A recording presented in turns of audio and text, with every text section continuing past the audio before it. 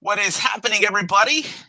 Today I am joined by one of my favorite comic creators, and that is Jimmy Palmiotti. How's it going, sir?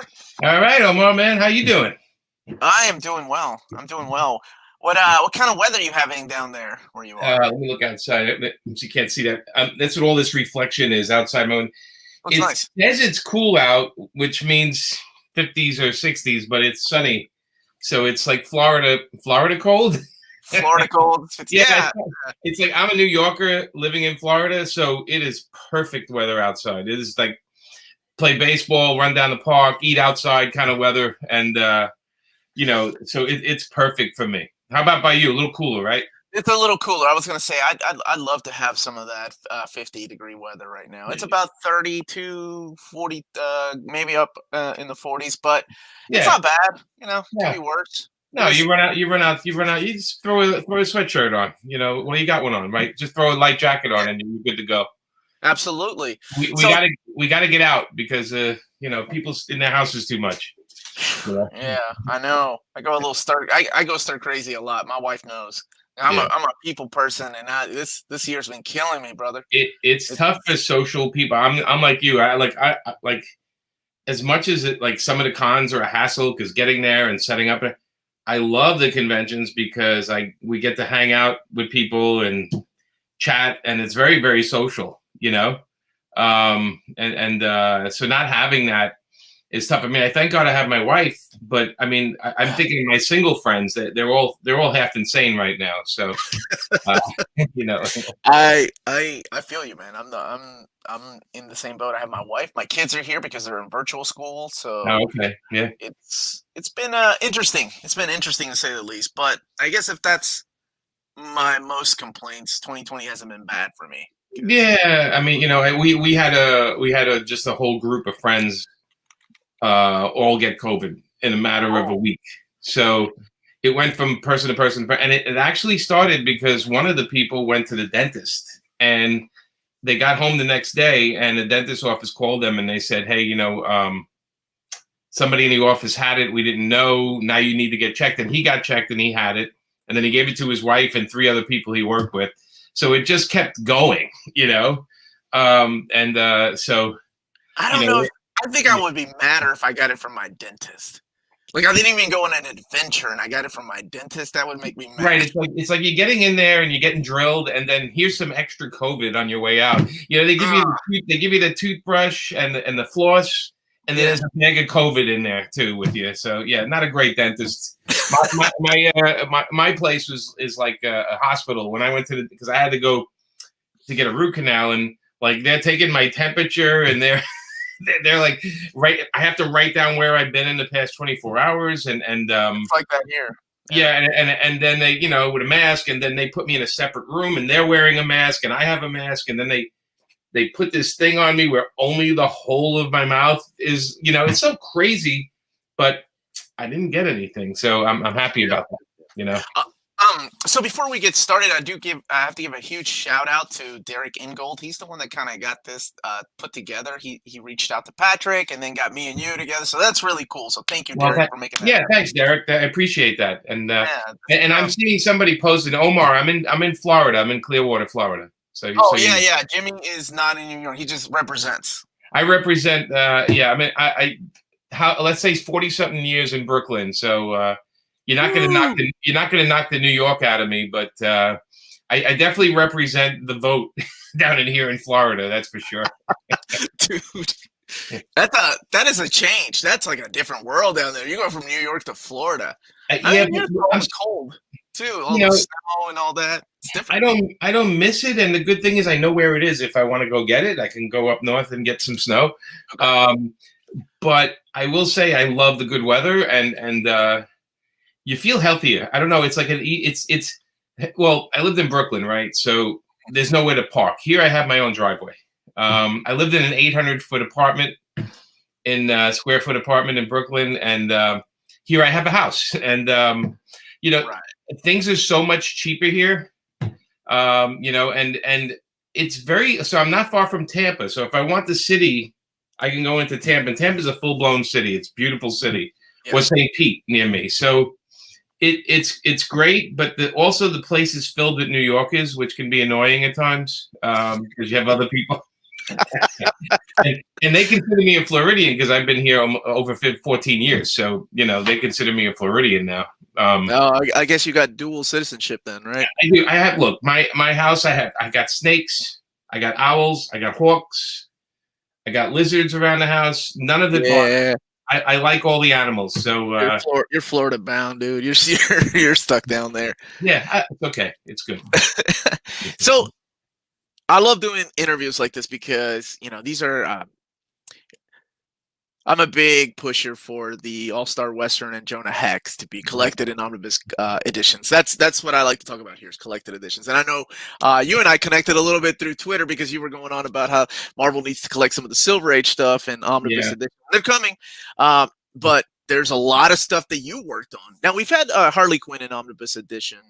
3 of them, yeah, 3 of them. We have 3 of them, and I think. Honestly, that was about the only Harley besides Harley and the Paul Dini stuff. I've never had a series. I've never had a series more collected than Harley. Like it literally has trades, hardcovers, soft covers, and then we have 3 omnibuses, which pretty much covers everything we did except for the last Harley and Birds of Prey book that Amanda's still finishing upstairs. So. Yeah, but Jonah Hex, I've never, none of my stuff's ever been collected in a big trade, in an omnibus. Yeah, we've had trades that are completely out of print. Yeah, they're all out of print. They're all insane. Out of print. So if somebody wants to read it, I guess they could go the digital route. But we've come to an age, I feel like, where people are just so comfortable with getting books off their shelves instead of going digitally. I've always been a big pusher for those things. But before we talk about all that stuff, how did your adventure in comics begin, man? How is it that you got? I remember when you were you were an inker on some books like for Punisher and things like that. I inked over early 90s. I inked over 1,000 books for Marvel. Woo. Talk about you want to go out and start collecting? Go. I don't even have a copy of everything I've inked. That's how crazy it is. I started actually. Like everybody else, I had 2 older brothers that had comics around the house, so I fell in love with comics, and I grew up reading them. And then when I went to high school, I went to the High School of Art and Design, which was in New York, and there I learned comic book art and illustration. And while I was in high school, I would ghost for certain artists. I did backgrounds for Chick Stone. I inked some Howard the Duck magazine with Dave Simons, and I inked some books, and I didn't get credit. I did them after school to help these guys, and I didn't get any credit. And I realized that these guys make no money, and this is not a career for me. So I got out of comics for like 10 years. I went to college, took advertising and design. I worked at an ad agency. Eventually, I owned part of it, and then I got back into comics again, and I figured out a way where I can actually make a living. Yeah, because it's not the greatest living doing comics. It's fun to do, but the pay is not great. And now, because of COVID, they want to pay everybody less. The big companies are starting to cut everybody's rates, or something like this happens. So I worked for 30 years. I get my rate up, and then they go, well, we're going to put new people on the books, and we'll pay them 1/3 of the price. So yeah, we'll call you if we need you. So that's what happens. Your rate gets up to a point, and then they go, you're not financially good for us. You're too expensive. And I'm like, well, wait a minute. I've been earning this for 30 years. So that's why my brain is going to away from the big companies and doing Kickstarters and doing my own books, because there is absolutely no future with these companies, sadly, where I can actually make a living, where I could actually pay my bills, and I have a mortgage on the house, and that kind of stuff. So yeah, absolutely. It's tough because you'll see you'll see all these new talent coming in the next 6 months. It's because the people that have been working for years, they can't afford to take giant cuts in their rates, so they have to find other ways to bring in money. I can completely sympathize with that, because I've been in IT for over 20 years, and I lost my job back in June. And Sorry and to hear it, man. it's impossible. I can't find anything around here without starting over, And like you you have were all saying. that experience, right? I mean, Right. you, But because yeah, I was such at a certain pay rate and stuff, much like the artists, like you guys have right, been working for so long, right. So that's what we're nobody wants learning. that. Nobody, I mean, why hire somebody with that much experience when they can get somebody right out of college? Is their way of thinking. So Right, but in the end, that's they why have to. In the end, they have to use them 3 times as much to get what you used to do in a day. I'm probably It yeah. doesn't make financial. You're going to build up people's careers and then throw them out in the garbage. That's pretty much corporate America right now. Okay, nobody's retiring with a with with a no. They're not letting people get to that retirement age. They're if I want to say, there's it's ageism on some level, right? But it used to be based on your skill you'd get work, but because I just think right now it's like we're in this place where corporations look at people as disposable. Like, well, we can get that guy's money, we can get 3 new people to do it. They're forgetting that the person that they were paying, of course, has done it for years and knows what they're doing. But this is all corporate. This is corporate America. So that's why in the past year you've seen more artists and more writers step out and do their own books, or do Kickstarters, or crowdfund, or they have their own websites, because the companies don't really care. They look at you as a product. How much stuff can you bring in? How much money can you make us? Oh, we're paying you too much now. All right, we'll get 15 other people to do it. I mean, it's happened to me. It's happened to pretty much anybody in the business that you love for the past 20 years. Will have a story about how they're being discounted, or they're trying to stay at the level they've earned, and the companies they think of us as disposable. I mean, we it's every business, though. It's not just comics. It's everything. As you know, Omar, it's like with IT. Yeah, and my buddy Freddie, who's in the chat, he was talking about just freelance filming. Like it's the same thing in the filmmaking freelance industry. Yeah. Less. Yeah, I mean, yeah, these people, because they know that you need to make some money, right? So they start offering you less and less, and then all of a sudden that's your new rate, and all of a sudden you're back to where you were 10 years before, and you're like going, wait a minute, I fought so hard to get $20 more a page, and now they're offering me work for half, and I have to take it. They know I have to take it. Well, my thing is, I don't have to take it. I'm gonna go out and I'm gonna do my own books and my Kickstarters, and the people that have been following me or like my work, they have no problem paying a little bit more for stuff by me, and these people support me and Amanda, and we give them back stuff that they could never get from the company. So even my Kickstarters, it's better printing, it's better packaging, it's more personal, it's signed books, it's limited edition that's actually limited. Not like a big company where they go, oh, it's 1 out of 100, but 6 months later they say, hey, retailers, you want to buy more of these? They're only like $5 each. It's like this fake kind of collector's thing. So we're seeing a lot of talent out there going and doing their own things because they have to. So I've seen a lot of familiar names go on Kickstarter, go on Indiegogo. It's a change. It's changing the industry a lot, and Yeah. I mean, a lot of it has to do with what's happening in, not just here but all over the world. So yeah, I mean, I could see that. But man, I remember. So yeah, when I remember seeing you back in Marvel, like that was the early '90s. You were inking stuff, and then you and Quesada. Right. Like you guys, I remember finding you guys, and I'm like, these guys are like my new Byrne and Austin, like Terry Austin, John Byrne and Terry Austin. That's like my favorite dream team. And then like eventually, one of mine too. And Scott Williams, and I'm like, yeah, Palmiotti and Quesada. These guys do amazing stuff. And you guys went on to do what was it? Event comics, right? Like you guys formed. Yeah, we did Event, Ash, Painkiller Jane, Kid Death, all that, and then we rolled into they made us an offer we couldn't refuse with Marvel doing Marvel Nights, and that was a giant money gig that got us a penthouse in the Marvel building, and Wow. we were able to hire all our friends. So the big attraction of Marvel Nights was, hey, we're gonna do the books better than Marvel, and we're gonna hire all our friends to do it. So we're gonna make all our friends gonna put money in their wallets, and you know, and it was fun. I mean, you know, and look, even Event Comics came from the fact that we were working so hard for the companies, we wanted to own our own characters. So Yeah.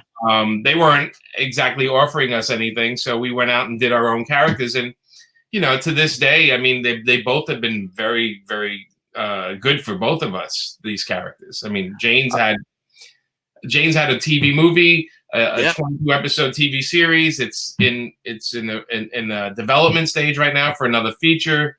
Nice. And it's at DreamWorks, and you know, like you know, it taught us a lesson that we forgot, because you get sucked back in. When somebody tells you, hey, you want to write Jonah Hex, my brain goes on fire. It's like, that's a comic I read as a kid, you know? Here's a comment from Michael. Jimmy, you're one of my favorite writers. Your run on Jonah Hex was one of the best quality long-running series. I agree, ever. Thank you, Michael. Michael will be happy to know I'm working on a Kickstarter that's a Western that's coming next year. So even though they're not doing any Jonah Hex, we're not going to wait for them. We're going to put out another Western. You guys... When Marvel Knights started, like I had stopped reading comics during that time. Mm-hmm. And apparently, I wasn't the only one because of was it women? Was it women that got in the way? Women always get in the way. Like it was always that. Yes. Okay. Sorry, I had to save my money for something else. Everybody's love life stops comic production for a while, so don't. I had to wait to meet the right one that encouraged my lifestyle. That's what. Not easy. It's not easy. Yep.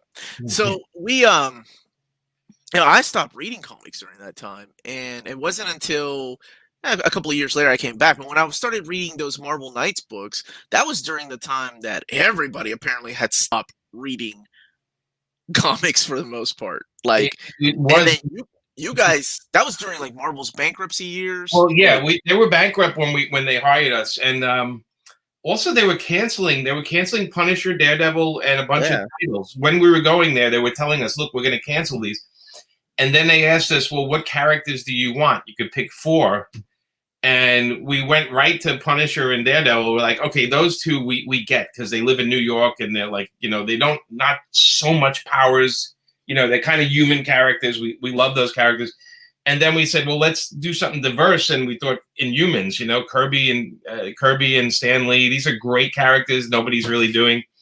And we went right away. We're like, okay, but we need more diversity. And we grabbed Black Panther. We said, nobody's doing anything with Black Panther.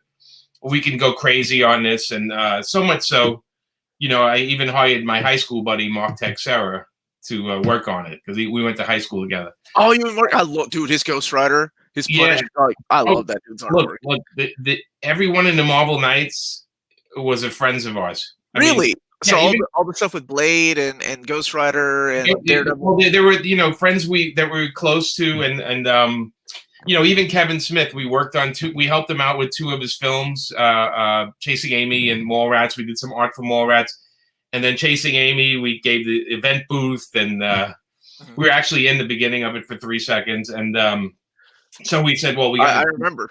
Yeah, well, so we got to do, you know, Kevin loved Daredevil, so we're like, all right, Kevin, return the favor. And you know, so Marvel Knights became pretty much everybody we knew that we worked with and loved, and it was kind of a fun thing to do, because we weren't just editors, we were like friends with everybody. So the books had this and we launched all in 1 month, right? We launched all 4 titles in 1 month. And Joe and I went and we did TV and radio. We did everything we could to promote it, when nobody used to do that in comics. And again, this is before the internet and before computers, right?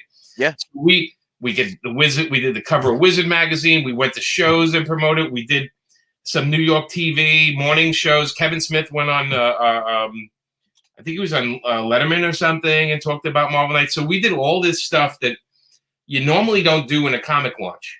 You know, obviously, because comics back then, there was not that many comic movies. This is right before all the madness started happening, and you know, and it's so the whole basis of this stuff was, and I think my whole life with comics is work with your friends. Is if there's a theme to anything, you know, my work is scattered. It's all over the place. But if you look at the core of it, I've actually always worked with people that I was friends with, and that's been my that's like my one thread in my career is you worked with your best friend like a lot. You and Amanda have worked a lot together. She's my best friend, my wife. She's everything, and when we work together, it's you know it's the books are special, like Power Girl and like Vampirella and like Harley Quinn. It's like when you're working with somebody that gets what you are about and then can make it better. That's when you got something special going on. I'm sorry for the light here. It's like the sunlight trying to. No, you're good. You're good. Yeah. It adds to the atmosphere. I'm like very red here, and then I'm like a little. And the real Jimmy. What was the first book you guys worked together? Because you and Amanda. Because I always thought it was with Garth Ennis, The Pro. No, I mean that was the first indies thing we did together. But no, I met Amanda up at Marvel Comics. They called me in to ink this some covers for this book called Gargoyles. And it was a Disney cartoon. And I met Amanda. She was up at Marvel, and they said, I met her, and my editor was Hildy Mesnick, and she said, "Well, you want to ink these covers?" And I'm like, "Absolutely, she's great." And we became friends. And she was talking how people were looking at her art and giving, she was doing Barbie comics and some Disney comics. Yeah. And she said, I wish people would look at me differently. They still look at me as like this girl that can do girly things. And I said, I got an idea. And I went over to Harris Publishing and I said, look, I got your new Vampirella artist. And they're like, really? And I'm like, yeah. I said, she's great. And I sold them on Amanda and I as a team. And then we did 2 years worth of Vampirella. We worked with Grant Morrison, Warren Ellis, and Mark Millar. Those were our three writers. Damn, back to back on Vampy. And all of a sudden they started looking at Amanda's art differently. And then Amanda and I went to a convention in Essen, Germany. We did a convention. Nice. And the other two guests for the show were Garth Ennis and John McCrae. And one night we went drinking in a bar called Fritz Patrick's, Irish German bar. Okay. And Amanda and Garth, and we were all talking about what would be funny, like a superhero prostitute. And Amanda drew on a napkin what she would look like. And we were all talking, and Garth's like, well, what do you think if we do it like as a comic? And I said, let's do it as a comic, and I'll find somebody to publish it. And we did we did the pro comic. It was ridiculous and over the top. And then I went to DC. They of course did not want it. I went over to a couple of companies, went to like 4 companies, and finally Image was the one that said, oh, we'll publish this. And I said, okay, it has to be as is. We're not changing anything. Because some of the other publishers said, we'll do it if you change this or you change that. And we're like, no, we're not changing a damn thing. This all started on a napkin? Yeah.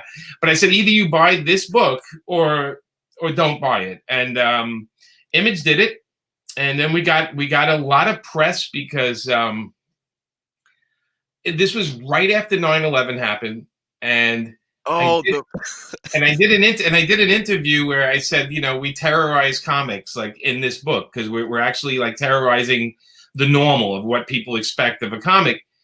And for some reason, Jim Stranko heard the word terrorists and wrote this whole thing about us being terrorists in comics. And I don't know where this came from because I've known Jim for years, but he wrote this thing and then every news thing picked up on it. Like, and they wanted me to, I remember the Village Voice called me and they said, we're going to print this Jim Stranko thing calling you guys terrorists. And, would you like to say anything? And I said, yeah. And I said, I would like to say, I'm a huge fan of Jim Stranko.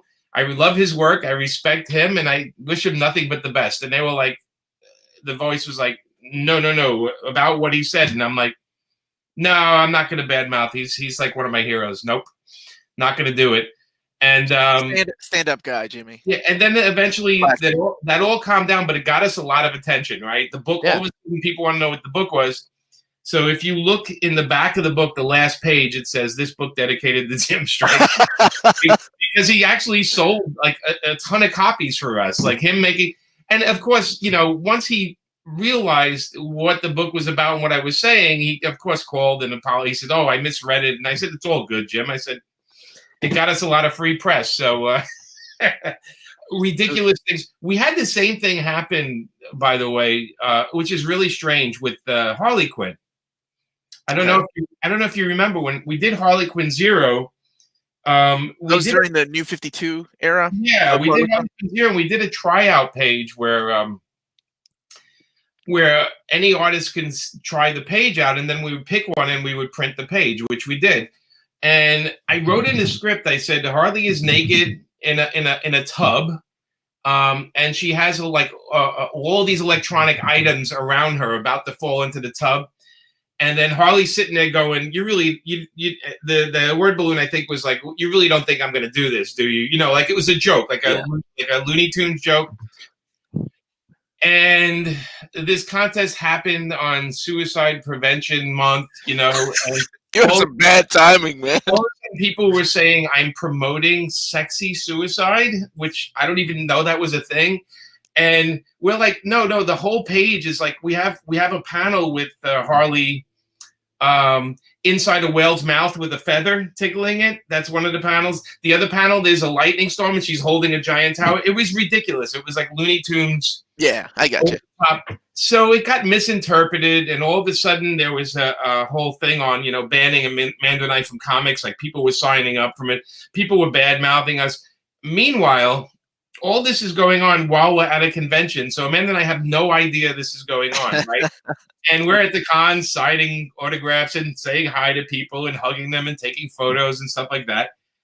And then we get home and all of a sudden there's like 100 emails and like people calls and I'm like, "What's going on?" They're like, "Oh, they saying that you guys are promoting suicide." And I'm like, "What?" I'm like, "What are you talking about?" And they're like, you know, and people were trying to cover up for us. Some pros, which I'll never forget, said some nasty stuff about us. And of course, anybody that knows Amanda and I, it's probably the most abstract thing in the world to think that we would ever promote anybody harming themselves in a billion years, you know, especially since we have friends that have done this and have been in, you know, problems like that. You know, it's just, so it was ridiculous. So I just put out a little tweet. I wrote out a little press release and said, "Hey guys, I'm sorry I missed this. We've been away for 2 days, but here's what the page was. Here's how the misinterpretation happened. Of course, not in a million years we would ever promote any kind of suicide. As a matter of fact, here's a suicide hotline. Come on, man.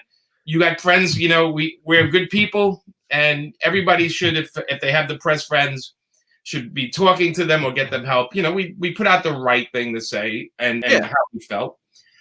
But the weird damage was done. So now all of a sudden, Harley Quinn 0, everyone's like, "Well, I have to get this book to see what the hell they were talking about." And the sales went through the roof like crazy. Nobody ever expected that book to sell the way it did. No, so it's like some weird misinterpretation, like launched these like these crazy books. But Harley, of course, what the difference with Harley was that, you know, we hit on something in the book that with the character that people wanted to see. We just got that gig. They gave us the gig in DC, and Dan DiDio, that was very great of him. He gave us that book and said, "Do whatever you want."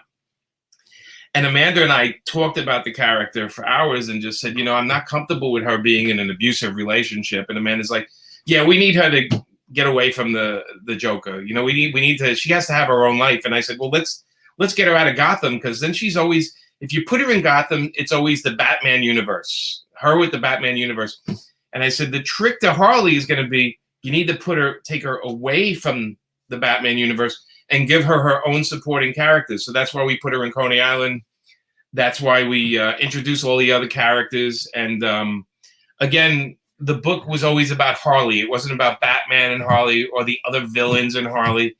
And then when we did a love interest, of course, we brought in Ivy, you know, because that's what Bruce Timm and Paul Dini set up.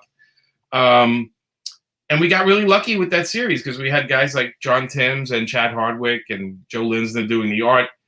And that's why there's 3 gigantic omnibuses full of all the work we've done. And now we need more. We need some Power Girl love. Well, I tell you, and again, these are friends. I mean, like John Timms. If you want to know the origin of John Timms, he has a secret origin. Sure, shoot it. What is it? Amanda and I did a signing in Costa Rica, and it was a beautiful place. And we did this signing in this little store, and this guy was online with his portfolio, and he came up to the table, opened his portfolio, and I was like, dude, I can get you work within 2 weeks. And he's like, really? Because I like to do comics, but I do advertising here. We got him Harley Quinn in 2 weeks. That's awesome. Within like 3 months, he was under contract, So it's like, that's his not so secret origin. I don't know if it's secret, but it shows you that sometimes if you have that much talent, and the work is there, you can get the work pretty quick. That guy's amazing, by the way. John is amazing. I mean, him and Chad Harden are like, if those were the only 2 artists I ever had to work with the rest of my life, I'd be perfectly happy with. Yeah. Man, that is really cool. That's a really cool story. You're a good guy. You do bring friends along. That's awesome. Well, we only have one life, right? So keep your friends close, So so that was the story behind Harley Quinn in 52. Dan just pretty much told you do what you want to. Yeah. Then how in the hell did you push, I assume it was your idea, you and Justin, for Jonah Hex to come back? Because I mean, it's not like it was a huge book, right? Like, I like Jonah Hex, but so Jonah Hex was never. So Jonah Hex was a character when I was a kid. They're like we had a comic store, and Jonah Hex comics were the ones that were like 10 for $1.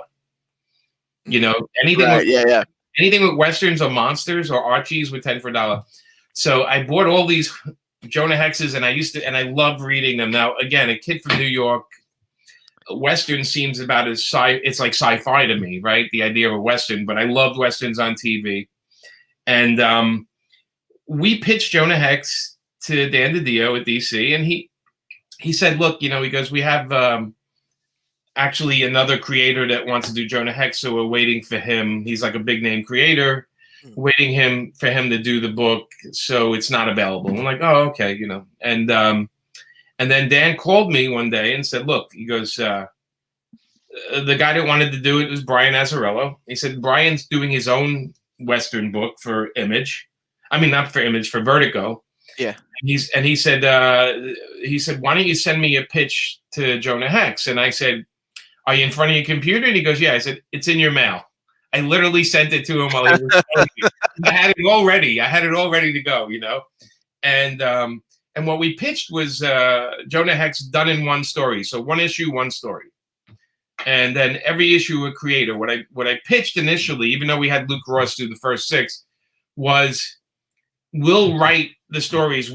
Justin and I will write done in ones, and then we'll give them all these different artists that I know. And then as they come in, we'll print them so the book will never be late. And again, we had 70 issues. The book's never been late. So it was always the first week of every month for 70 months. So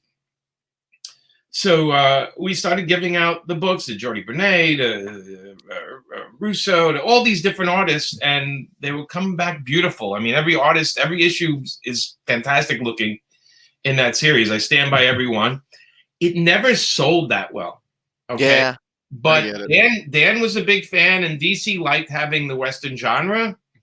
And then because it was getting attention because of the artists and because of what we're doing, Warner Brothers decided, well, let's make a movie. So they said, your book inspired us to make a movie, but you're going to have nothing to do with this movie. And I'm like, well, thank you. I'm like, and looking back now, I'm sort of glad I had nothing to do with that movie. I was going to say, I saw the movie recently. We had a segment called "Was It Really That Bad?" and Jonah Hex was one of them. That movie, I don't see any of what you guys did. They actually, because we did the book, that inspired to do the movie. So that was our influence. But then Justin and I tried to get involved with the movie, and DC's like, they didn't want us involved. And we like, how about consultants? How about we can look at the script? Nope. And the only reason we even got a set visit. Was I knew one of the producers, and he invited Justin and I to the set. So we got to hang out with Josh Brolin, who was, that movie was not his fault. He was great in it. And we got to hang out with him and John Malkovich and have lunch with the guys. And Oh, that's cool. yeah, it was great. And I got to meet Diane Lane because Diane Lane was visiting her husband Josh at the time. So I got to hang out with Diane Lane, which was, we got to see it, but we also read the screenplay and we also saw what they were shooting, and we're like, it's not, it's not. Jonah Hex is a tracker. He does not have to dig up a dead guy and bring him back to life. Plus, Jonah doesn't have superpowers, and it just kept going on. And I remember one of the guys involved with DC at the time told me, "Well, we're making it, a little wilder because a straight Western will never sell." The joke was, a month later, True Grit came out by the Coen brothers, and it was a hit for a month and a half. So, again, this is the problem with not getting the creators involved, is sometimes that happens. And it's happened a lot with these movies. And yeah. I mean, so then how involved are you for something that you did like co-create, right? Like you're like Jane. So Jane was Jane was with the first movie. Was the first development deal was with Sci-Fi, and they did like a 2-hour movie that was sort of like Jane, but they did their own thing. And I was a producer on it. I really didn't have much say. And then they did a series, and the series I got like 2 different titles on it, but they wanted to make it more sci-fi because it was on the Sci-Fi Channel. So they kind of changed the character a little bit, and I'll say that the character was pretty much true to what I wrote on the 13th episode. That was the episode I wrote called The League. Okay. That's probably the closest it came to the character. But again, these were times when my lawyer was selling, my lawyer and my people representing were just like not pushing me to be so involved. And I wish it was different. The person now wishes I can go back in time, because I would have said, hey, you know what? I'm going to be the head writer on this. Gotcha. But it was a little learning experience. And then, since then, I mean, they've made the Harley movies, and they haven't really involved us other than a set visit and telling us, hey, your book is inspiring everything for us. But they haven't involved us. Warner Brothers does not involve us. I've had better luck with like Random Acts of Violence, which is on Shudder Network now. That's based on a book Justin and I wrote. And that was Jay Baruchel. And Jay, I went up there and, Jay actually listened, and we spoke about stuff, and I gave him notes. And so that was a better experience. But that's also why I've done screenwriting now, because a little more control. It's amazing how you can be the person that created something or that inspired something to be done, but the people in charge don't really want you to be involved. And it's a huge mistake, and it always suffers. The products always suffer in the end, and that's probably why I'm doing more of my own stuff right now. All roads lead to where I am right now. And where is Jimmy these days? Where can people find some of your work? My house. Oh, okay. Well, they can go to paperfilms.com. That's mine, Amanda's. Everything we do is on there, and there's a newsletter. So if you sign up, you get like once a month. And yes, I said, do they own the rights? I still own the rights to Painkiller Jane, Joe Quesada, and I. Somebody just asked that question. I'm trying to side-eye this stuff, but it's real quick. Oh, I was going to take some Q&As here. Okay, cool. But I wanted you to talk a little bit about what you're doing. Yeah, so they can find at paperfilms.com. If you sign up for the newsletter, it tells you where Amanda and I are every month, what we're doing, what we got coming up, when she puts her art for sale, if you want to get on her list to get a sketch, all that kind of stuff. And then we have the Kickstarter right now, which is for Pop Kill 3 and 4. It's on Kickstarter, and if you haven't backed the first 2 issues, we have a tier where you can get all 4 issues digitally, or you can get all 4 books. So that's running right now on Kickstarter. That runs till Christmas. And all of that information is in the description of this video if you want to check that out. Yes, please check it out and give the Kickstarter a look. We have amazing covers done by Dave Johnson. Amanda has done some raunchy covers. Adam Hughes did a piece I think it's one of the few wet T-shirt covers on a comic I've ever seen. Adam Hughes. And then Bill Sienkiewicz did a beautiful piece too. So the Kickstarter's it's something special. And again, all these books are limited to the Kickstarter. So Amanda's cover, there's only 200 copies with these covers on it. Like we have, so we're talking about real. If you're a collector, these are real collector's item, not 1 in 5, and then you find out there's 300 of those or 3,000 of those. I mean, these are from the creators, and we signed the books, and it's pretty cool. Check it out. There you go, and I'll put the link in the chat as well. But it's also in the description. Yeah, man. You're, like I said, one of my favorite creators. So you've had your hand at inking, you've had your hand at writing, you've had your hand at screenwriting. That's pretty cool. Yeah, games. I've written a lot of games. Games. You guys did was it the Ghost Rider? Ghost Rider. I did the Punisher one. I worked on Injustice. Dude, that Punisher that you all did. That was a fun game. Me and Garth did that. That was and I wrote the with Justin. We wrote the Dead Space animated movie that came out. Oh yeah, dude, that game was solid too. Yeah. I've done a lot of stuff, like Spider-Man cartoons and Superhero Squad, some kid stuff. Speed Racer. I did a bunch of Speed Racer cartoons. We wrote. I get a lot of weird gigs. I wrote 2 commercials for Nike. The Vince Carter and LeBron James commercials I wrote for those guys. What? Really? That's awesome. Yeah. They picked me. I don't know why, but it worked out pretty well. But yeah, man. When you're a writer, you're supposed to do everything. So I like that. Yeah. So yeah, we'll take some questions from the chat. Sure. Yeah, if y'all have some questions, let us know. As long as Jimmy can answer it. Now, you said Amanda is currently working on is it another Harley Quinn series? Is it it's a mini series, right? She's working on the last issue. I have the books right here, so I can show you the covers. Okay, making me work. Yeah, I know. I'm sorry. That's okay. Let me see. Okay, well, I have the issue 1 and 2 covers here, but it's actually 4 issues. This was the first issue. It's a black label, Harley Quinn and the Birds of Prey. Let me do this really quick. There you go. Nice. Yeah, so, that was issue 1, and okay. So I have this is a special. This is on Paper Films. We sell this version, which has a white area you can draw in, and we sign it, or you can buy a blank one. But we have a special edition of those we made. But these books are. They're out. So 1, 2, and 3 are out, and 4 comes out hopefully by the end of the month. And these are they're black label books, so they're violent. They're a little sexy. Yeah. Okay. Nice. They're black label. We're pushing as far as we can. It's only so much. It's actually we would like to push a lot farther, but we're gonna have to do that in our own books. But issue 1, 2, and 3 are out right now. Your retailer should have them. And issue 4, like I said, either end of the year or the first week in January, around there. She's finishing it up right now, and it's a bit of a monster. Each book is 32 pages, and it's drawn by Amanda, and the coloring's by Alex Sinclair. Alex, one of the best in the business. So they're beautiful books.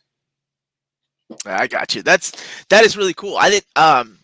So I can't wait for all that to be collected too. Well, it is. It's offered now. You can buy a hardcover. I think you can put in for it now. Okay, so the pre-orders are open for April, I think. Okay. So it is a nice big hardcover. And it's going to be in the dimensions of the magazine, like Batman Damned and Harley. Yeah, you don't know. Of course, you don't know. I'm pretty sure that's what they're going to do, because you can't really.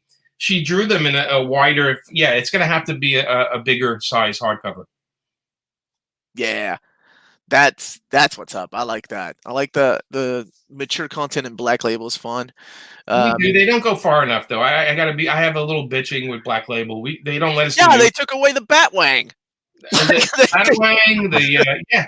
I mean, they don't let us do any nudity. And when we started, they were like, "You can do anything." And then we had to redraw. Amanda had to redraw pages. We had to go in and redraw. Oh, really? Yeah. That's not cool. hold on just a second. Is there a Harley Quinn Omni? There are 3 Omnis with 3 of them. Wait, do I have one right here? Here, I got one right here. all right. This is the 3rd one, I think. Yeah, that's the 3rd one. It's a monster. Look at that. It's 800 pages, and it's got a cool wraparound of Harley and all the bad guys, and Harley's riding a little laser pony, and then here's the bad guys. She's terrorized. I'm sorry, it's so glossy, but yeah, this is the 3rd omnibus. So this is 3 of these monsters. Your retailers can order them, and they're all in print. Yeah, they're all in print, and then once in a while, if you check Amazon once in a while, they'll have like a sale, like that's crazy. Or you can check out our sponsor, cheapgraphicnovels.com, where the graphic novels are up to 50% off. There you go, 50% off. That's amazing because they are like 800 pages. It's so much material. I have my trades here, but on my other room, or my other side of the room, is where all my thick hardcovers are, and I love those. I got this one. You can tell yes, that was originally solicited as an omnibus with more issues, and then they took it back to an oversized hardcover. Which it's pretty big, though. I mean, it's got like. I just hope it sold well enough that they continue that. Sorry, I got to play the old man now for a second. I'll tell you. Go ahead. Okay, so this is 528 pages, so it's pretty. Yeah, it is. I think when it was originally solicited, they had like 900 and something pages, and they decided to track back. Actually, it was canceled, and then they put it back in the catalog, and that's what happens a lot. By the way, this is from Hayden. He wants to thank you for the Harley and Birds of Prey series. It's been a true delight to have the people who made me fall in love with Harley back riding her. Hayden, you're going to be so happy with the 4th issue. The 4th issue is our going away issue that we're putting everything in the kitchen sink in, and there's a reason Amanda's still drawing this thing. It is crazy. I mean, but you're gonna love the 4th issue, and we managed. There's a lot of Ivy in it. There's a lot, and we even snuck in Power Girl at the end because nice. We had to. We love that character, and we're hoping one day DC will license us Power Girl so we can do our own Power Girl books. I would be all over for that. I would be all over a Power Girl omnibus too.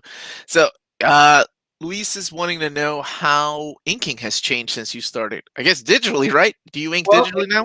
2 or 3 things. One, inking used to be only done with India ink with brushes and pens.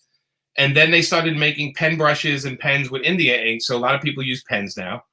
A lot of people do digital inking because artists started seeing like, hey, some of my rate would go up if I ink my own stuff. So they digitally ink their own work. So that put a bunch of inkers out of business. And I think as a skill, it's not the current crop of inkers are, super talented, but there's not that many. And they're not as distinctive. So the old days, I did really well as an inker. Jansen did well as an inker, all that kind of stuff, because we each had styles, but now it's a little different now. But I think most creators now ink their own work, and so it's different now because there used to be hundreds of inkers. Now I think there's like 30 in the business. So. Are you involved at all with the HBO Max animation? Okay, so no, they didn't consult us. They didn't ask us to be part of it. I will say Amanda did designs for the animation. So she did the turnaround so the characters look like Amanda initial designs. And then she did set pieces. And then they got other animators to build off Amanda's art. Yeah. No, Warner Brothers did not ask us to be involved, did not ask us to write or anything. They just, I guess, got our omnibuses and said, let's just pull what we like out of here. And, again, that's like, that's the way it goes. But we love the guys that write it are great. The animators are great. We love the show. I wish Warner Brothers treated us a little better as far as involving us. We are happy to get a couple of bucks because they use Cy Borgman in the cartoon. And anytime we're hoping with season 3 they put Bernie the Beaver in and Red Tool. Like they really need Red Tool in that cartoon. But the cartoon does exactly what you would think it would do. Is involves all of Batman's characters. So yeah, it's its own thing. I'm happy for the Ivy relationship though. That's the thing. we did in the comic that they were able to take further. So I'm very happy about that. But we love the cartoon. I mean, we love it. I've only seen the first like 4 or 5 episodes, but I really enjoyed it. Season 2, it's even better, man. It's great. I'm behind on so much TV. I've been watching stupid stuff lately, but Keith Kelson's asking if you have the Ninjak Omni. Did they send you the Ninjak Omni? Because you guys did 3 issues, right? They sent me the Exo. I have the Exo Omni, but I didn't. Nice. I didn't know that they made an Ninjak one, and I've never gotten a copy. So, that means I have to go to Valiant. Yeah, because they probably put our cover on the cover as the cover. Because that cover's badass. Dude, I have the original. I was clearing out some boxes, and it's in one of the big box I have. You just have it in a box? That's awesome. It's in between, it's protected, but I was like, this thing's it's gigantic. Like I will say Ninjak was the first Valiant comic that I bought every month. My friend was all about Valiant, and I'm like, whatever, man, it's Marvel or DC. And I finally bought, a couple of issues. They were okay, but Ninjak was the one that I bought every month. And you guys were only in it for like 3 issues, I think, right? I think our run at Valiant was Exo Zero, Ninjak 1, 2, and 3. And then I inked a bunch of Solars, and that was the extent of Valiant. But they were fun. It was a fun time. Yeah. A comic that sold 2 million copies. I mean, yeah. Yeah. Jimmy, have you been involved in more than just comics? And you mentioned not having the creator involved in certain things. Do you feel like the entertainment industry disrespects comic writers? This is from Elias. Yeah, I think a certain amount of people. What they do is they'll on the surface they'll nod to you. They'll say, "Hey, thank you. You guys did great. We're inspired by your stuff." But when it comes down to the gritty, they don't hire us. They don't. It's very rare we're hired as a consultant, which would make so much sense. It's not funny. We're trying to change that slowly, but for the most part, Hollywood says, "Oh, we got this character. We're going to do it our way, and it's going to be better." And sometimes it is. Sometimes it isn't. Yeah, sometimes it works, and then sometimes it doesn't. But look, I think involving the creators is important. I wish the Harley animated involved Amanda and I as writers or a scripter. Yeah. I wish it. I wish that Birds of Prey, the movie, involved us in any way, and I wish they would have thrown Amanda into the roller skating rink in one scene. We were there on the set. How great would it have been to have Amanda even be in for 3 seconds? That kind of stuff drives me nuts, because it's like, and by the way, the writers, the directors, the actors, Margot, all of them, they thank us all the time, on the internet, and Margot's always with our comics, and but I don't even know how much I don't know. I don't even think they know how much we don't really benefit from the films. We make next to nothing from the films. Once in a while they'll throw us a couple of bucks to say, "Hey, we used something you did in the film," but we're talking about the least paid person on the set probably makes a hell of a lot more money than we do on these things, and it's an unfair balance. It's an unfair balance, but we're trying to do our own thing. And that's why it's important for our fans to support us in our own creations, because it gives us a little more control. And I think, look, I'm a big fan of comics. So Omar, you and I were talking about, I have so many comics, and I want, I want Jim Starlin to be there when they're doing Thanos. I want all these creators to be on the set. I want John Ostrander to be involved with Suicide Squad, right. Like, that's what I want. It's not because I feel I need it. I just feel like these are the guys that started with a blank page and really inspired these films. And I just think that they should be a part of the production and the celebration. I think I remember Starlin saying that he got more for creating KG Beast than he ever got for Thanos in the movies, right? Different contracts, different times. Look, I'll go you one better. I've never been thanked in a Marvel film or TV show. I've never had a thank you. They did Daredevil, they did Black Panther movie, all these books I worked on, stuff I created characters on, all these things. I've never had a thank you in a Marvel film, and it's abstract to me. It's really abstract, and it's not any one person's fault. It's just that they don't think of, sometimes they don't think of the realm of the people. I mean, we were happy to be thanked in Birds of Prey, Amanda and I, but they didn't thank us in Suicide Squad, and that Harley on the screen was our Harley, Yeah. when we that was definitely the 52 Harley. But whatever. I mean, this is it. All this stuff. You can have two brains. You can be upset or angry about it, or you can use it as fuel to work into your own creations and put that energy into creating your own things and making sure that kind of treatment doesn't happen for you.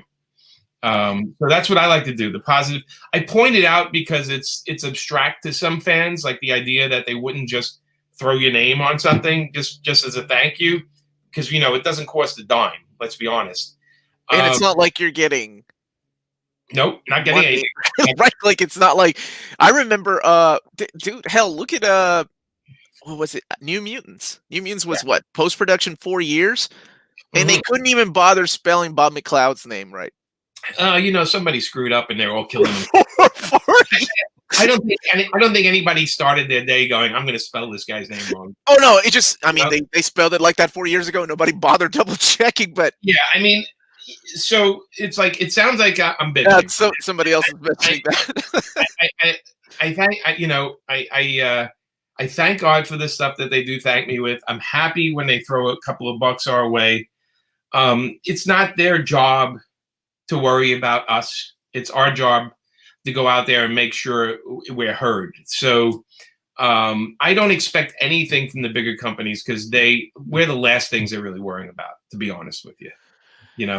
Yeah, I sadly I can see that. The fans are important. The fans are everything. To me, the fans are everything. And I think that's why conventions are very important, because both of you, I've heard nothing but good stuff. Like I told you before we started this, I had never met you. I've only met your wife at a con. Yeah. But everybody that's been on my show has commented on how great you two are together and how you take time with your fans and stuff. And I think it's very important because the fans are there for you. We actually like the fans. You actually like the fans. It's not like we have to do it or anything. We could stay home and not do shows, but we actually we love seeing them. And the people that have seen us understand this. Our line goes a little slow because we talk to everybody, and because I don't want to do the show unless I can actually interact with people. Otherwise, why bother doing the con? Right, because that's the whole point, right? Like, I mean, you make a couple of bucks here and there, but if it's not about meeting the fans, then I could just stay home and do this all day. Yeah, of course. All these there's a lot of interesting questions. I like this one from Real Big Hoen. Jimmy, best spots to visit in Safety Harbor. Okay, I would go to Nona's for pizza and have the Detroit pizza there. Just trust me, just get the Detroit style pizza and a beer. And this the best spots is only like 15 businesses in town. You can have it covered in minutes. But there's a good brewery, Crooked Thumb Brewery, and there's a good seafood place. Everything's pretty good in the town. It's a small town. No, Jimmy is not a modern creator. Jimmy's been around. Yeah, I'm modern. For quite a while. Look, I don't think he's a young gun. But he still makes books like he is, though. I got my tech here. I'm in a virtual world. No, young, no, but young at heart. There we go. My brain is still like my 18-year-old brain. I still want to do like 8,000 things. So that keeps you young. I love that. I'm very old though. So I know Michael, Detroit, and pizza. But let me explain this to you for a second. So what they do is they make a square pie, and they put cheese, right? A lot of cheese, and a lot of sauce, like a thick sauce on it. And what happens is the cheese melts on the side, so that every slice is cut. It has a big crunchy crust to it of burnt cheese around. So that's the Detroit style. It's kind of burnt in around the thing, and it's take it from a kid from Brooklyn. It's good. It's really good. You're making me hungry. That sounds delicious. Sir Leonard Nimoy's music career is commenting on your poster back there. Yeah, this was so behind the American flag here. The American flag, by the way, all the stripes are female superheroes. A friend of mine made it. Nice. This was from You Only Live Twice. It was in our local bar, but because of COVID, they had to close the bar. So the bar gave it back to me. But it was my gift to the bar. Oh, damn. I said, I can't drink in a bar that hangs T-shirts on the walls. So I gave them that to hang on the wall. And it was up there for like 10 years. And they just, sadly, because of COVID, they couldn't keep the business open. And they brought back the poster for me. So damn. The casualties of COVID. Yeah, sadly, there's a lot of that. Mm-hmm. Uncle Sam and the Freedom Fighters. That was another book that I enjoyed that you did too. Yeah, we did a lot of them. We did like 3 miniseries of them. Mm-hmm. Interesting. Like right now, if it came out, people start yelling because there's politics in it. But back then, nobody really was as involved in politics as they are now. Everybody's an expert these days, man. Yeah. It's funny because one guy gave me shit for I can say shit, I guess. Yeah, go ahead. For freedom fighters, because they said, I don't like the politics of this character, and I just said, then talk to him. I said, I'm writing the book. Every character has different politics. I'm like, none of them are mine. They're the character's politics. Right. As a writer, I don't put my politics in there. Every character is different. So, and I think that is something that I harping on my channel is like, to me, I don't really follow my Twitter. Our group, our Near Mint Condition, we have a Twitter and Instagram, so I don't really see a lot of this. But there are a lot of outspoken creators, in their political beliefs, religious beliefs, whatever it is. Like, yeah, I am too. I'm not a fan of. I'll tell you, not a fan of Donald Trump. I have a simple reason why I'm not a fan of his. I've known him my whole life, growing up in New York. Mm-hmm. I've had friends work for him. I've been to his birthday party when I was in my 20s. I've met him. I've been to his birthday party. He was whack back then. He would not pay people. He was not to be trusted, and he was a conniving businessman.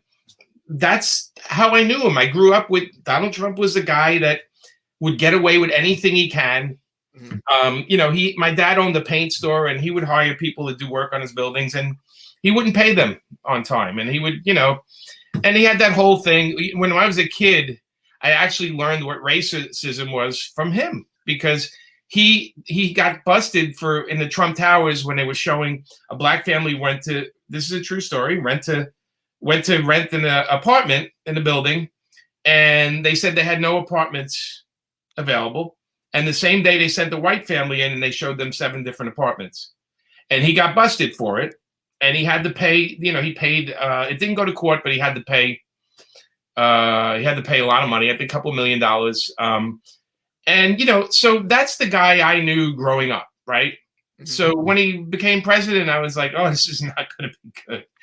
And, so I never liked him. I feel like I've known him my whole life, though, unlike everybody else who knows him as a president or some celebrity. I mean, I never watched the shows he was. I didn't know him as a celebrity. I just knew him as a guy that was like, a businessman. He doesn't really, it's all about money. And he's been very consistent. I will say that he's not left or, he's just very consistent person.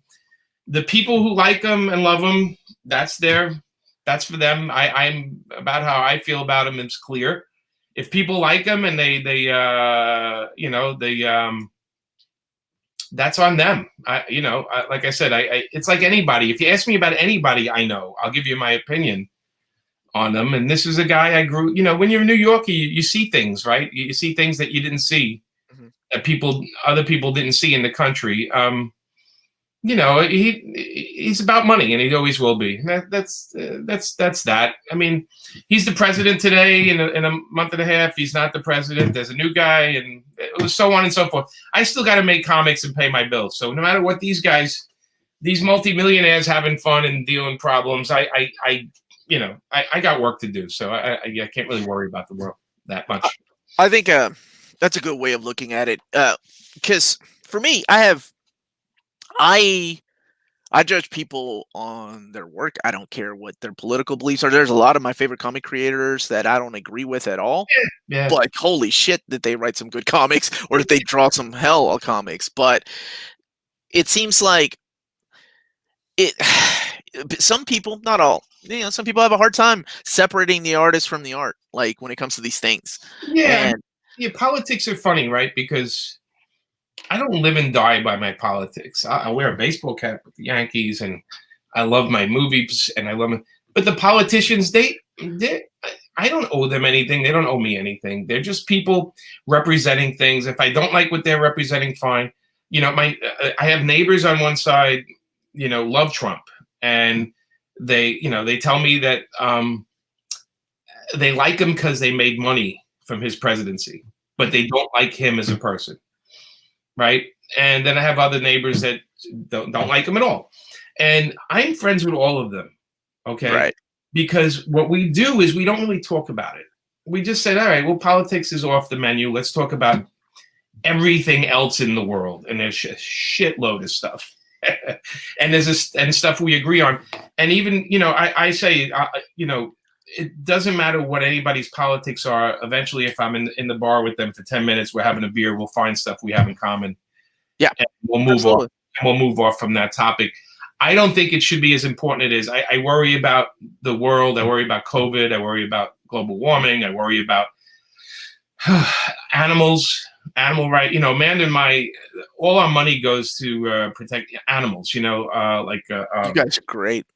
Animals, and also, we every week I've been buying meals for food banks. But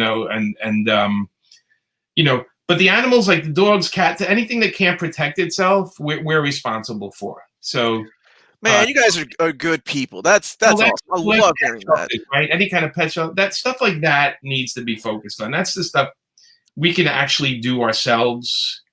We can make a difference right now by an animal shelter, giving some money, or buying meals for people. We have a thing where you can, every time I go shopping in the supermarket, they have these giant bags. They're only like they represent meals, right? Like there's nothing in them. Yeah. And you can buy a bag for like $10 or $20, and you put it on. You can add it on. You don't get anything, but what it is that you're buying like a day's worth of meals for a family or two. Yeah. And I love that they do that, because there isn't a time I shop where I don't buy a couple of those. Just to awesome. Help people. But it's such a small thing, but that's the politics we should be. That's the stuff we should be focusing on.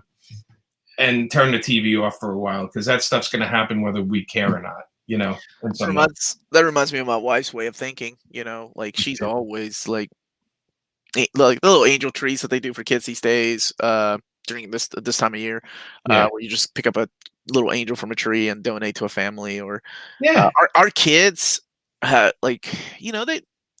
we buy them whatever they want throughout the year. For like, it's so different for me because I'm from Peru and I grew up with nothing, right? And now I can give that to my kids. And then for the last couple of years, instead of buying them things for Christmas, we just donate like a goat to a family and things like that. Like, it's really cool. And the kid and my kids aren't angry about it, right? Like, they still get something small, but they're not like, damn it, I wanted a video game. Why do I have to donate a goat? Well, Keith Kelson has a nice quote from his grandfather. I gotta get back. I love it.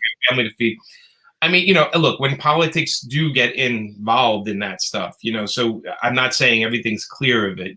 Politics do leak into things, but I think at the end of the day, like, it's like COVID. If you covered and you were safe and being safe around other people, and everybody did that, this thing would go away. So it's it's just, our focus is crazy. And remember, TV is all about getting you to watch more of it, right? So news, of course. How many times news flash, this is happening. You're like, that's not even a story. I heard that 18 times already. Yeah, it's like, it's all to get you there. So I like to take a break from it, and I get involved with my politics when there's an election. I get involved, but after the election, like I said, things that are out of my realm, I have to kind of have to just focus on locally what I can do, and all of us can do. So that's a good way of looking at it. Yeah. I mean, somebody will pick it. Look, no matter what you say, somebody has some counter thought about it. Or I can say we need to take care of cats and dogs, and somebody's going to go, what about the horses? No matter what you say, it's about it. And that's the internet. On my Twitter account, I'll say something and somebody's going, well, what about this? And I'm like, okay, that's good too. You know, We got to focus on one thing at a time too. It can't be all instant gratification. Like it's crazy, but I can see that. But at this moment, I just want to remind everybody to hit that like button. This has been a lot of fun. And if ever you want to come back and bring your lovely wife with you, and I talk to both of you. This stuff going on here. They're saying, yeah. Have you heard that before? I'll give you the job. My mother dies. All right. Yeah. Nice. Thank you, Green Laser. I don't have a lot of hair, but I still have my hair. So I don't know. John always looks like he has some kind of wig or something on. But yeah, you know, look, I grew up in Brooklyn. I did go to discos. My dad owned a paint store. Think about it. Anybody knows this Saturday Night Fever? Saturday Night Fever. Yep. So I you know, it's not the worst thing to be. When I was younger, I used to get Andy Garcia when I was younger. But I think I okay. Oh yeah, you had the Godfather 3 look. I can see that. I got a little. I got a little more cheek, and I'm old. I'm in my late 50s, so you know, it's like you know, yeah. I'm kind of trying to hold on whatever youth I have. Hold on to it, man. Keep that heart young. People were asking, is there any character? Because you've worked on Deadpool. I forgot to mention that during like the Deadpool. I look on my wall because I have a case there of the stuff I worked on. It's a lot of stuff. I've written Conan. I've written Red Sonja. I was looking at the other day. I'm like, oh my god! Like, wow. Is there any I haven't? Is there anything that you would like to write for the big two? Like anything from the big two? Nothing. Okay. One thing I'd like to write the Spectre at DC. Okay, nice. I'd like to write the Fantastic Four at Marvel because it's one of my favorite comics. And if Amanda and I had to work on anything, we would love to do a new Power Girl series. And we'd probably, you know, I think we pitched a thing where it was Power Girl, Harley, Atlee, Starfire, and one other character living in one apartment, and in New York, and they were training a new superhero, a young girl. They were there for a month to train him, and that was going to be our book. And they did not go for it. Well, you know, there's a new regime at DC. No, the new regime's even worse. Are you kidding me? No. Really? Oh my God! Yeah, come on. Yeah. Never mind. You're right. We're talking about, you know. We're talking about there's a change up going on. I won't say worse. I'll just say there's less comics being made, and they're going to focus more on what sells, right? Oh, yeah. So known entities will be. There was a time 5 years ago where they would do anything and everything. The ideas were all over the place. I mean, so crazy. They had 52 comics a month. Right, so crazy that they gave Amanda and I Harley Quinn. That's how crazy it was back then.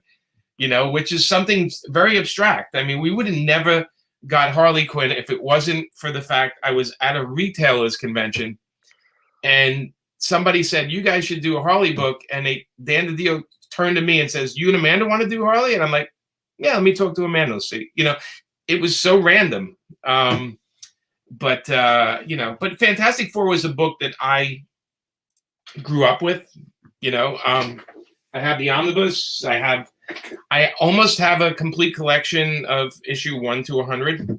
Nice. They're not in great condition, right? They're not in great matter. But I'm slowly completing the set, and you know, unfortunately, the ones I need are, of course, the ones that cost more than a car. So I don't think I'm going to get them soon, but every once in a while, I find one that's reasonable. You could try to sell some of that original art to fund it, right? Like that Ninjak cover that you found just laying in a box.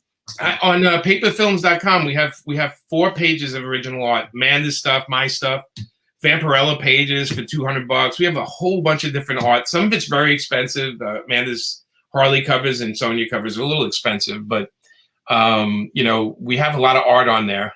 And you know, that link is also in the description to Paper Films, and I'll copy it right here, right now, so everybody can see it. I like the idea of Fantastic Four. That'd be really fun. Yeah, I'd like to do the classic Fantastic Four, just the four of them, without all the other. Every time they do Fantastic Four, there's like 5 other characters they bring in, and I'm like a purist. I'm like, they're interesting enough. You don't need all these other characters. No Herbie the Robot. No, No, Franklin. unless it's just that a lot of these comics that now they have to throw everything else in, and I'm saying the basic characters of what people want to read. They want to read about Johnny. They want to read about Reed and Sue and the Thing, and really, if you got your chops, you can write that for years with just those guys having adventures. Yeah. I came into this as a fan of Jimmy, and I walk out a huge fan. He is so great. Someone give him FF #1. Let's step up, guys. I do have the first issue. He's got that one. He's got that one. I would like to write an FF #1, so I like what he was saying there. But yeah, right. It's not in great shape.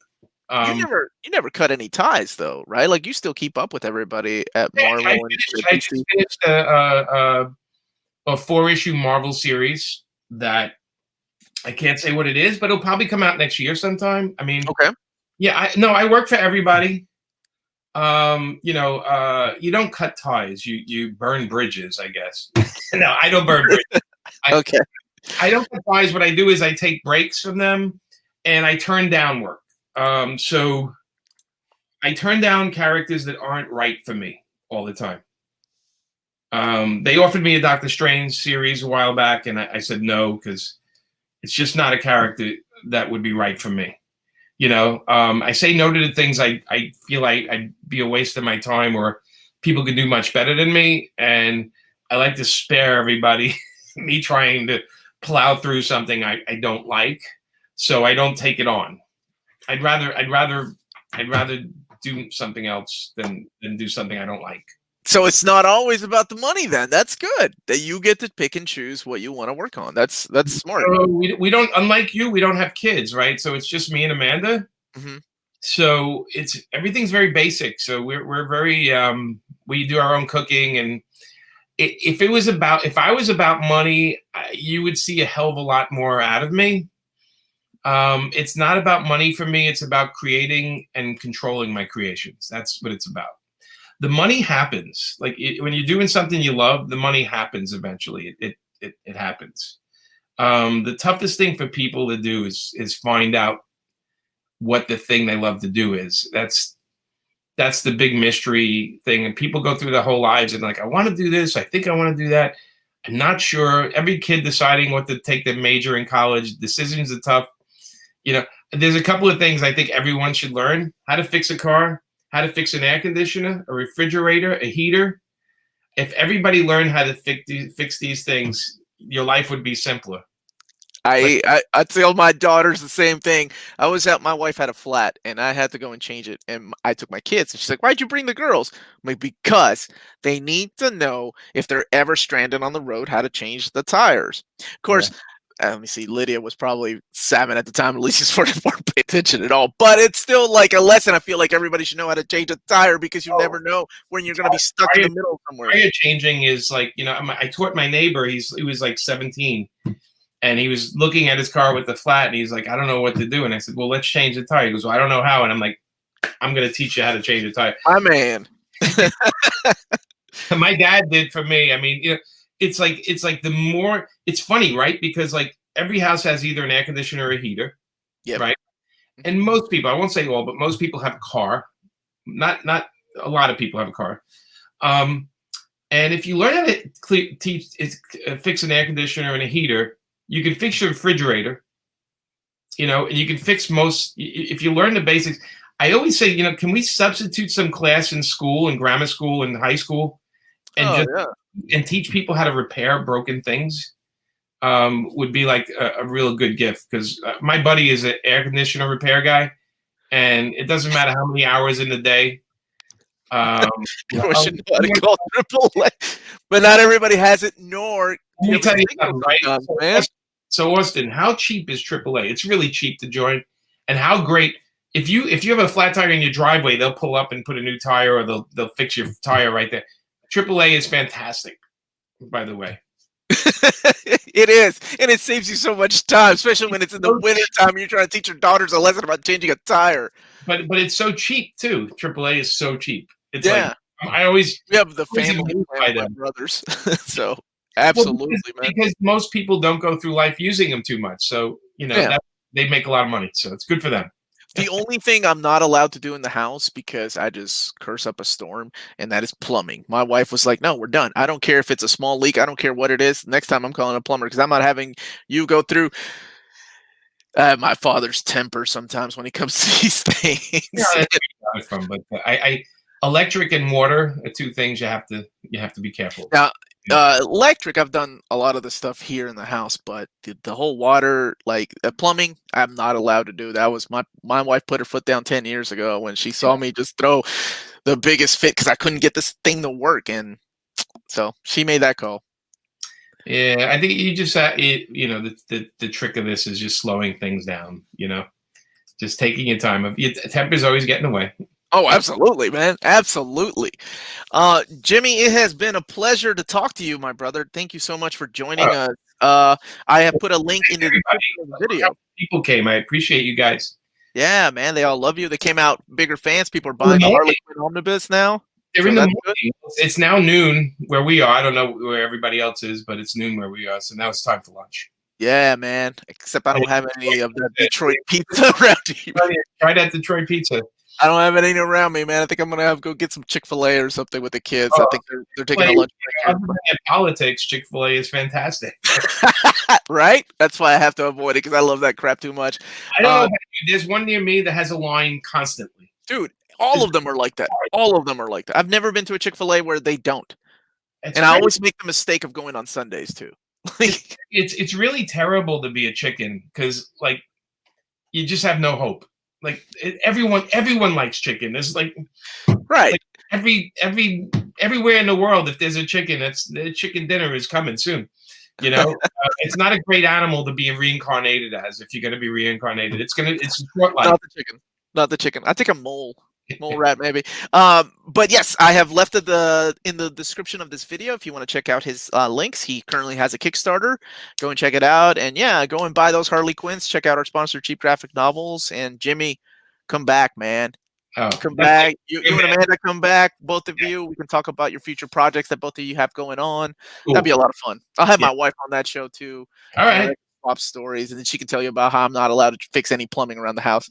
Well, thank you, everybody. Everybody that came and visited. I'm sorry we didn't get to all the questions, but I'm watching you guys chat, and it's fantastic. So yeah, thank you.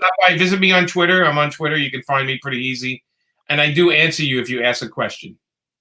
And keep a McRib. Who's going to get a McRib today? I'll have to pick up a Little Caesars pizza and McRib. Are McRibs back out in season? Is it McRib season? Back out.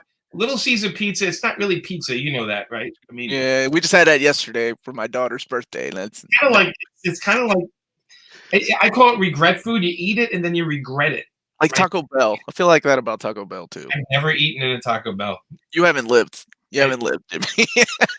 I have tacos, but I've never eaten in a Taco Bell. So you've never been Waffle House 3 o'clock in the morning? No, that's regret. Okay, just Waffle House has the worst waffles.